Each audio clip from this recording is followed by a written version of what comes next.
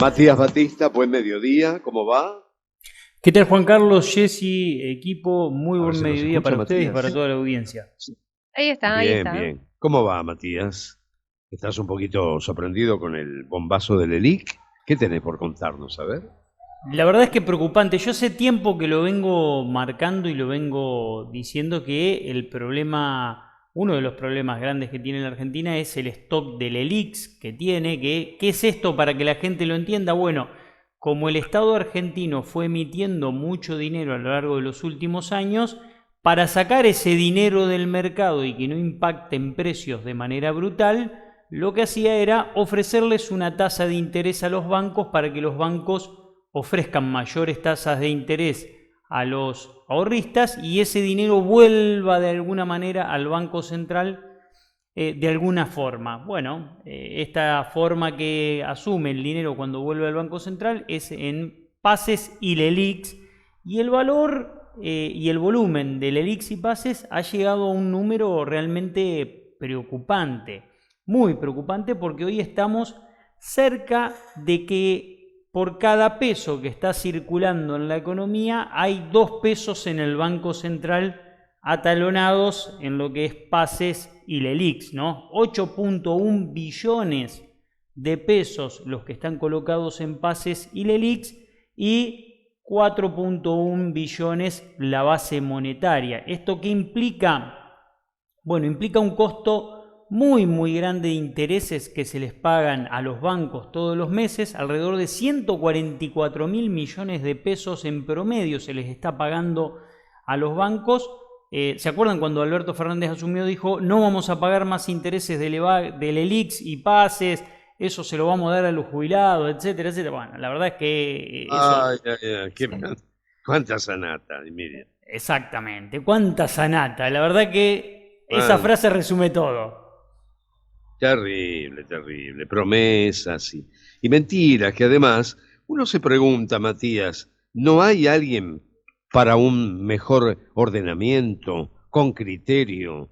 En tu caso, por ejemplo, que sos un hombre que te abocas a la economía, que tiene sus parámetros en cuanto a su estudio, por dónde se puede ir, las recomendaciones. ¿O es que al que habla no le dan ni cinco de pelota? Yo hay momentos que pienso, nadie escucha a nadie, no les interesa.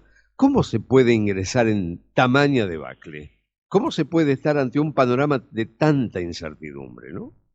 Sí, sobre todo teniendo en cuenta de que cuando asume el gobierno de Alberto Fernández sabía de esta situación y lo que tenía que hacer era muy bien los deberes para evitar que esta bola de LELIQs y pases siga creciendo como venía creciendo, y Claro. de hecho ha crecido a una mayor velocidad de la que venía creciendo, lo que a mí me llama la atención porque fue una de las cuestiones que más se trabajó en campaña.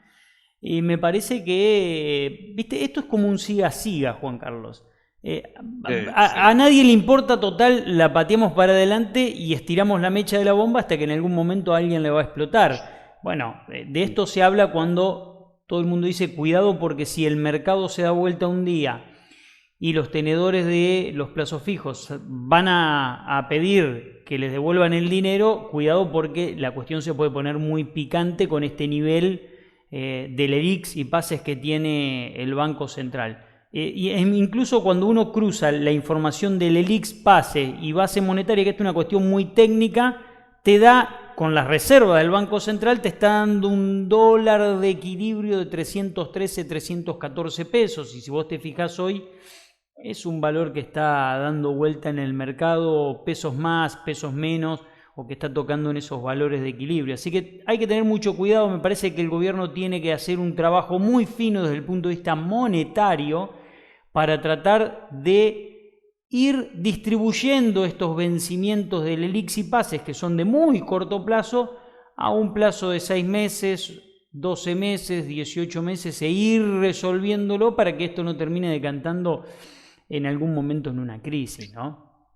Matías, arrancábamos esta semana y le decía yo a Juan Carlos, bueno, una semana cargada de información, sobre todo también información económica, ¿no? Bueno, lo confirmó en las últimas horas Sergio Massa. Este viernes se cierra lo que es, bueno, este programa diferencial del dólar soja para el agro, para el campo.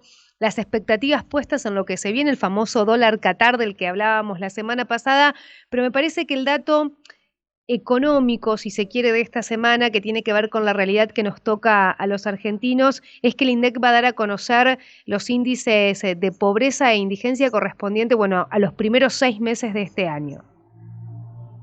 Exactamente. Esta semana se va a conocer un dato muy, muy importante que tiene que ver con el primer semestre y con la radiografía socioeconómica del primer semestre de la Argentina.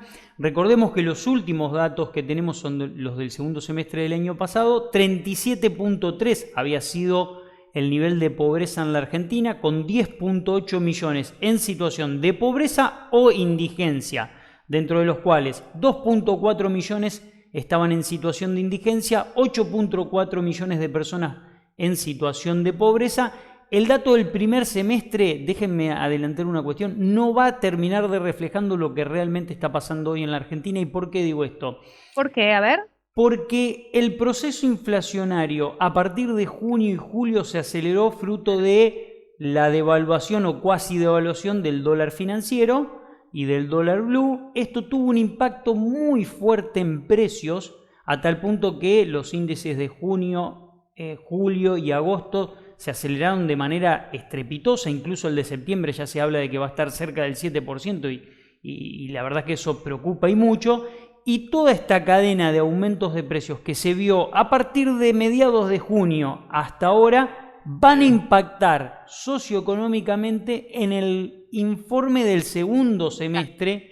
Por lo tanto, si bien vamos a tener una perspectiva de la realidad social de la Argentina el día jueves, esa realidad ya está distorsionada y ya no es la que vieja, tenemos es una que tener foto en mente. vieja. ¿De qué porcentaje se habla, Mati, aproximadamente? Se habla de que puede estar cerca del 36.5%, 37%, muy parecido al del último semestre del año pasado, con alguna leve mejora porque el primer semestre fue un primer semestre pleno desde el punto de vista de la marcha de la economía en términos sanitarios, podríamos decirlo en esos términos, ya que el último semestre del año pasado todavía era un semestre donde había algún tipo de restricción, o se comenzó el semestre con un tipo de restricción y después se terminó soltando todas las actividades económicas. Bueno, este fue el primer semestre pleno en donde se pudo trabajar con total tranquilidad independientemente de la pandemia, y eso va a reflejar y va a decantar en una leve mejora probablemente en el índice por supuesto, de pobreza e indigencia. Pero quedémonos con ese dato. El segundo semestre va a reflejar datos mucho más crudos por el hecho de que el proceso inflacionario se aceleró decididamente a partir de junio y no tiene en vistas detenerse, Mejorar, ¿no? sí, bajar la inflación. No, me quería quedar con este dato que conocíamos la semana pasada, ¿eh? Casi 120.000 pesos necesitó una familia tipo en agosto para no ser considerada pobre. Reunir 120.000 pesos por mes para no ser pobre, digo. Esta es una cifra que pone un poco en evidencia el número que vamos a conocer esta semana en cuanto a pobreza e indigencia. Exactamente, ese dato es tremendo. 120.000 pesos, la canasta básica total alimentaria, es realmente un número muy, muy fuerte, ¿no? Porque hay una enorme cantidad de la población que no llega a cubrir ese número, eso está clarísimo. No, pero además, con el agravante que la inflación no se detiene. Sigue siendo un factor preocupante. Los números son aterradores. Ahí está el tema. Aquella remarcación que se espera para el próximo octubre. Sí, decime. No, ahí está el tema. Lo que vos marcás, Juan Carlos, es que el proceso inflacionario no se detiene. Además es dinámico, es una cuestión diaria. Y la ventaja que tiene por sobre el salario o el ajuste de ingresos es que el salario y los ingresos se ajustan trimestralmente, bimensual o quizás a veces semestralmente. Entonces, esa distancia que hay entre la velocidad de ajuste de los precios y el reacomodamiento de los ingresos va a hacer que este segundo semestre sean datos de pobreza preocupantes. Muy altos. Matías Batista, una buena tarde. Hasta la próxima. Buena tarde, gran abrazo.